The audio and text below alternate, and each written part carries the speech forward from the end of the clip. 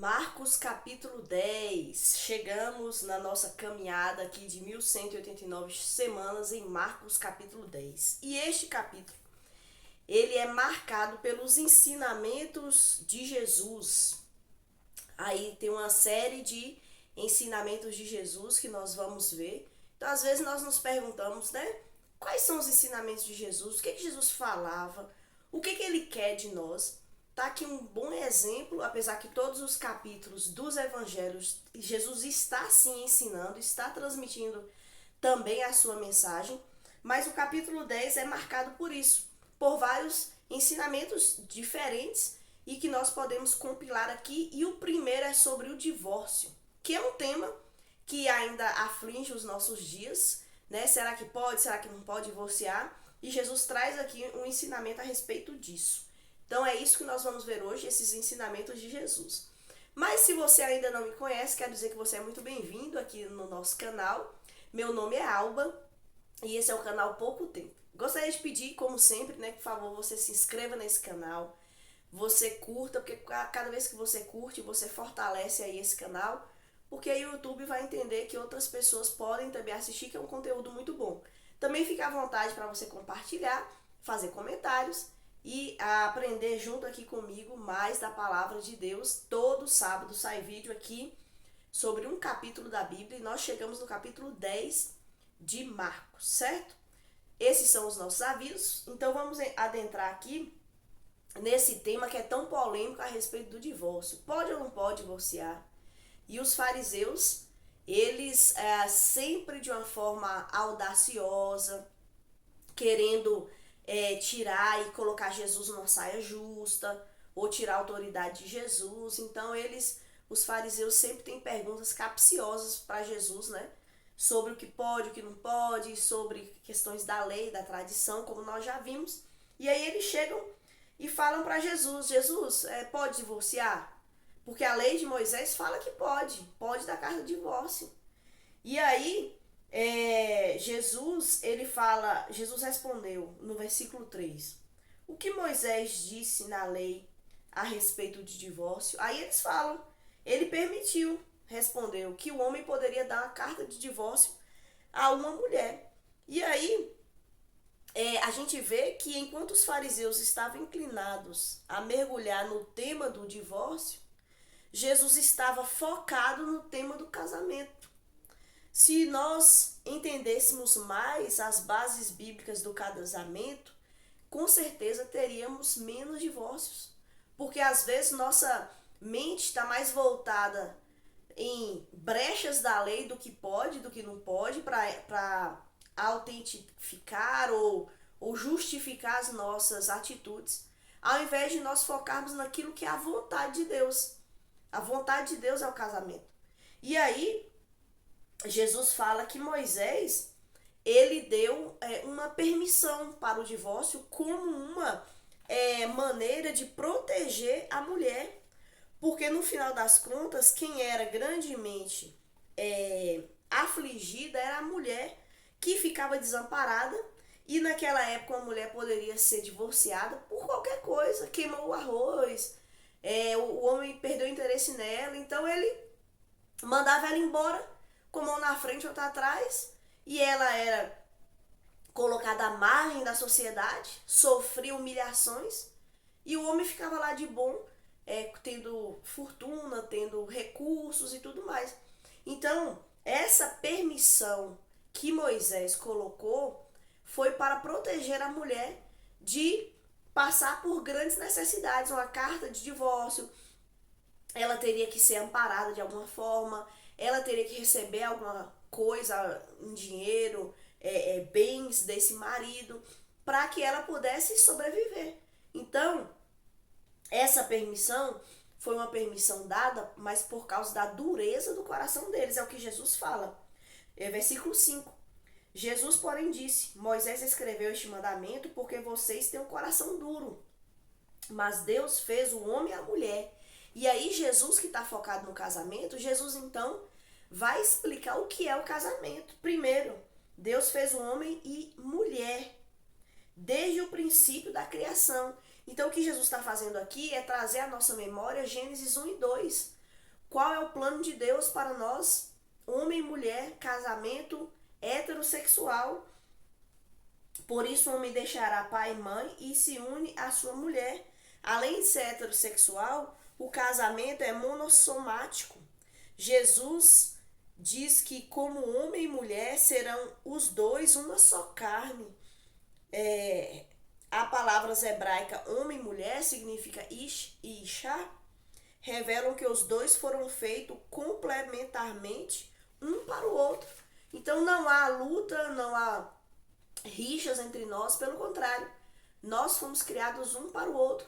Então o casamento é heterossexual, ele é feito para que o homem e a mulher se completem, se preencham, recebam alegria estando um com o outro. E aí Jesus continua: e os dois se tornam uma só carne, uma vez que já não são dois, mas um só. Que ninguém separe o que Deus uniu. Aí Jesus também traz pra gente, o casamento ele é indissolúvel, porque é Deus quem arquitetou e juntou essas duas pessoas. Então agora nós precisamos respeitar o casamento, entendendo que é um projeto de Deus e nós não devemos nos separar. Esse é o foco de Jesus aqui. É o objetivo de Jesus. E a palavra de Deus fala que Deus odeia, Deus detesta o divórcio. Então Jesus mais uma vez mostra aqui qual é a regra e não qual é a exceção diante de Deus. E aí o texto continua e agora vai tratar de outro tema, de outro ensinamento, que é a respeito das crianças. Fala que Jesus abençoa as crianças. Só que o texto começa falando que as crianças, pessoas trouxeram crianças para Jesus e os discípulos não estavam permitindo que essas crianças se aproximassem de Jesus. E aí nós vemos alguns fatos a respeito disso, por exemplo, 3 fatos a respeito da relação de Jesus com as crianças. Em primeiro lugar, Jesus, o texto nos revela as pessoas que trazem as crianças até Jesus. As crianças não foram até Jesus, elas foram levadas até Jesus. Algumas delas eram crianças de colo, outras vieram andando, mas todas foram levadas até Jesus. Devemos ser facilitadores e não obstáculos na ida dessas crianças até Jesus. Os discípulos estavam sendo obstáculos. Eu e você temos sido o quê? Facilitadores ou obstáculos para que crianças cheguem até Jesus? Um segundo aspecto, nós vemos que os que impedem as crianças de ir até Jesus, que eram os discípulos. Os discípulos de Cristo, mais uma vez, demonstram dureza de coração e falta de visão, aquele discernimento espiritual que eu falei nos outros vídeos aí anteriores. Os discípulos, eles falhavam muito, sem essa visão, sem essa visão mesmo, discernimento, né? Discernimento espiritual. Em vez de serem facilitadores, se tornaram obstáculos para as crianças virem até Jesus. Eles não achavam que as crianças fossem importantes, mesmo depois de Jesus ter ensinado claramente sobre isso. Então eles pecam diante de Jesus ali, porque eles não são facilitadores. E em terceiro lugar, os que abençoam as crianças. Nós precisamos ser estes que abençoamos as crianças. Jesus, ele demonstra amor, cuidado e atenção especial com todos aqueles que eram marginalizados na sociedade. Ele dava valor aos leprosos, aos enfermos, aos publicanos, às prostitutas, aos gentios, às mulheres. E agora ele valoriza e mostra o seu amor para com as crianças, e nós precisamos ter isso também. Só que esse texto ensina as coisas interessantes. Primeiro, que Jesus não quis dizer, ao dizer, porque dos tais é o reino dos céus, porque o texto fala isso. Jesus disse: deixai vir a mim os pequeninos, porque dos tais é o reino dos céus. O que isso não significa? Primeiro, que as crianças são criaturas inocentes. Não, as crianças são pecadoras. Então Jesus, quando diz isso, ele não está dizendo que as crianças não têm pecado. Um outro exemplo, um outro lugar, é que alguns acham que por serem crianças, elas são salvas já são salvas, já são de Deus pelo simples fato de ser criança. Não é bem assim. As crianças precisam crer em Jesus como seu Salvador. Elas precisam ir até Jesus. Então não significa porque elas são crianças, elas são inocentes e elas já são salvas. Mas o que Jesus quis dizer quando ele fala: deixai vir a mim as criancinhas, porque dos tais é o reino dos céus? Primeiro, as crianças vêm a Jesus com total confiança. Elas não têm barreiras. Elas confiam em Jesus. Elas acreditam em Jesus. Elas se entregam a Jesus sem esses obstáculos que os adultos colocam. E em segundo lugar, as crianças elas vêm até Jesus com total dependência de Jesus.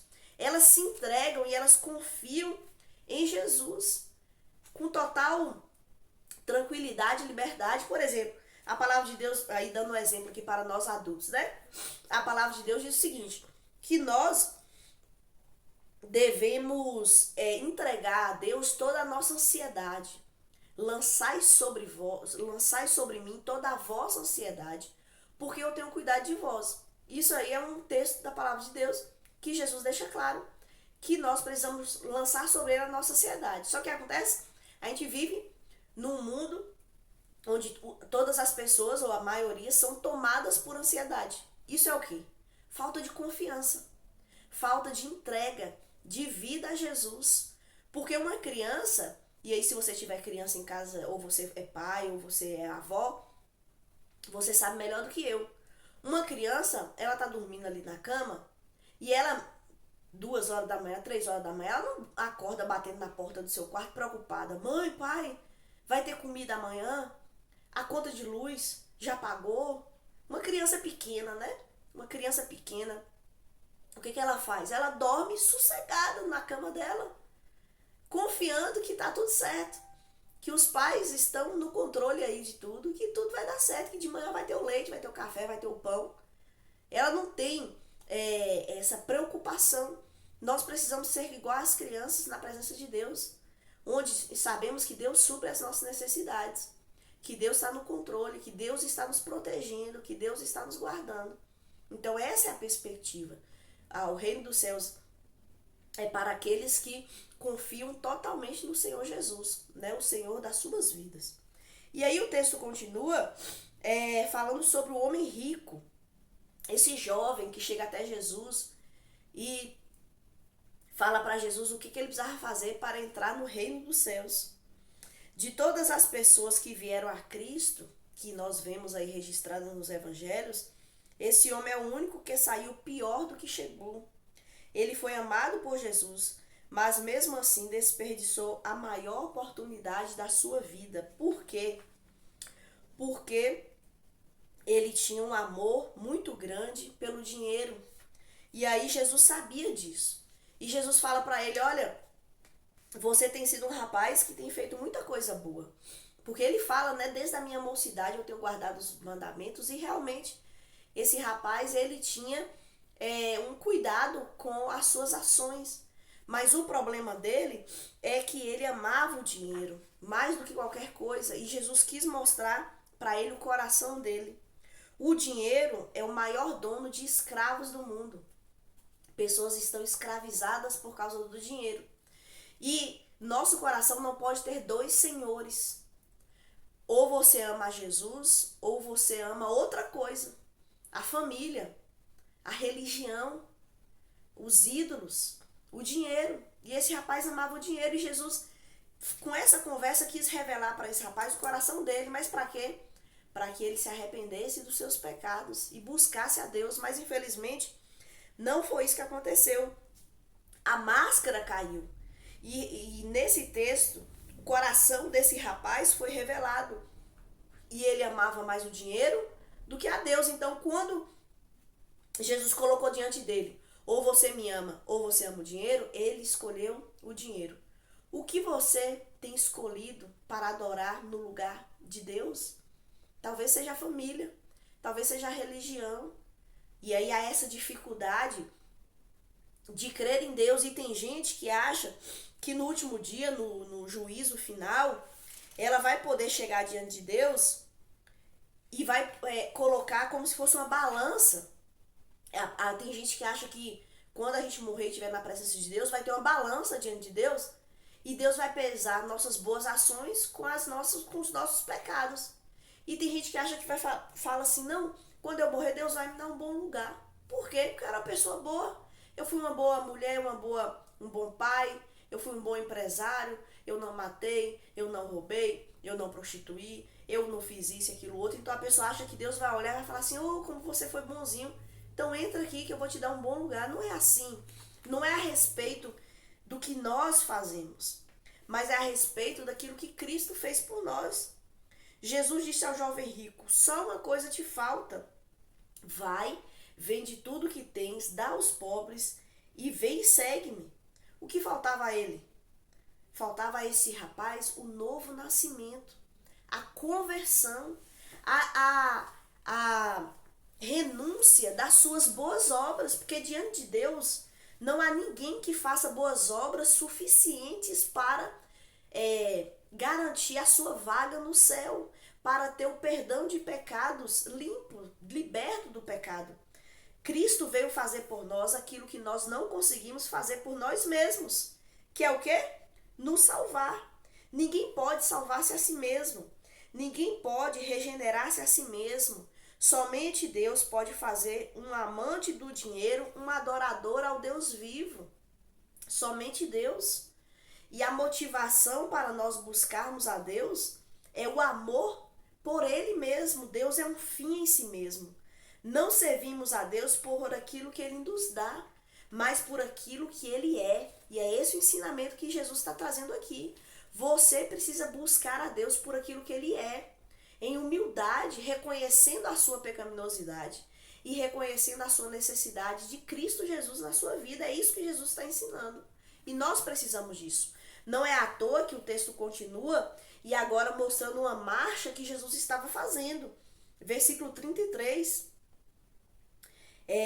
Ouçam o que disse ele. Estamos subindo para Jerusalém, onde o Filho do Homem será traído e entregue aos principais sacerdotes e aos mestres da lei. Eles o condenarão à morte e o entregarão aos gentios. Zombarão dele, cuspirão nele e o açoitarão, e o matarão, mas depois de 3 dias ressuscitará. Jesus está falando dele. Olha, gente, nós estamos indo para Jerusalém. E o que Jesus foi fazer em Jerusalém? Ele foi dar a sua vida. Para quê? Para que nossos pecados pudessem ser perdoados. Se nós pudéssemos ser salvos pelas nossas obras, Jesus não precisaria ter vindo. Mas Jesus estava focado em ir para Jerusalém e entregar a sua vida. Essa é a marcha dos contrastes. Jesus sobe a Jerusalém corajosamente, enquanto seus discípulos estão cheios de temor. Ele sobe para dar a vida. Eles sobem com intenções egoístas, porque há uma discussão aqui que nós vamos ver, onde os discípulos estão querendo saber quem vai ser o maior no reino dos céus. E aí 2 discípulos, Tiago e João, falam para Jesus: Jesus, quando eu chegar no teu reino, eu quero sentar à tua direita e o outro à sua esquerda. Ou seja, eles queriam um lugar de proeminência no céu. E Jesus fala: não, gente, não é sobre isso não. Eles estão com intenções egoístas. E Jesus fala para eles sobre serviço. Jesus humilha-se enquanto os discípulos exaltam-se. E aí no versículo 45 fala assim: pois nem mesmo o Filho do Homem veio para servir, pois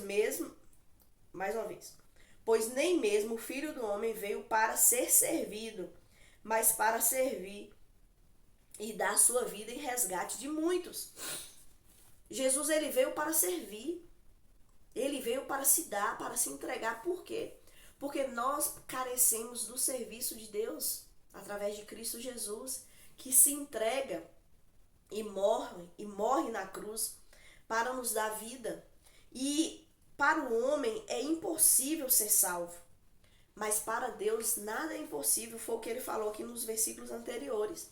Por isso que Jesus morre na cruz, porque nós somos carentes da graça salvadora dele. E aí, terminando aqui nosso vídeo, do versículo 46 até o 52, Jesus trata com um homem que era cego de nascença, e esse homem era perdido. Era um homem que não tinha nascido de novo. Era um homem que estava longe de Deus. E era um homem carente também por um milagre em sua vida. E aí Jesus está passando, e esse homem chamado Bartimeu começa a gritar: Jesus, filho de Davi, tem misericórdia de mim. E aí Jesus chega até ele e pergunta: o que você quer que eu te faça? Aí ele fala: eu quero ver. E Jesus fala: vai, a sua fé o salvou. Jesus, ele cura a visão daquele homem, mas mais do que isso, Jesus cura a sua alma sedenta por salvação. E o que esse homem fez? Ele agarrou a oportunidade que estava na presença dele. A oportunidade tem asas. Se não agarrarmos quando ela passa por nós, podemos perdê-la para sempre. Nunca saberemos se a oportunidade que estamos tendo agora será a última da nossa vida. A oportunidade de você buscar a Deus é agora. De você entregar sua vida a Deus é agora. De você crer nele como seu Salvador é hoje. De você ter uma mudança diante de Deus. Ele tem poder para fazer o impossível, que é nos salvar, que é curar nossa alma manchada pelo pecado, que é nos fazer de novo ter acesso a Deus. A Bíblia fala que há um só mediador entre nós e Deus, Cristo Jesus. Cristo é o mediador. E só Ele é o caminho que nos leva até Deus. E o que você vai fazer com essa oportunidade? Vai dizer assim: não, eu já entendi. Não, Deus vai me dar um bom lugar. Cuidado, cuidado para você não perder essa oportunidade que Deus te dá hoje. Leia a Bíblia, medite na palavra de Deus. Eu tentei fazer um resumo aqui de um texto denso, de um texto rico, de um texto belíssimo. Mas leia a Bíblia, busque a Deus em oração, porque Ele é o que pode te dar a vida eterna, pode te dar de verdade a razão de viver, o motivo de viver, só através de Cristo Jesus. Que Ele te abençoe. Muito obrigada por você me acompanhar até aqui e até a próxima.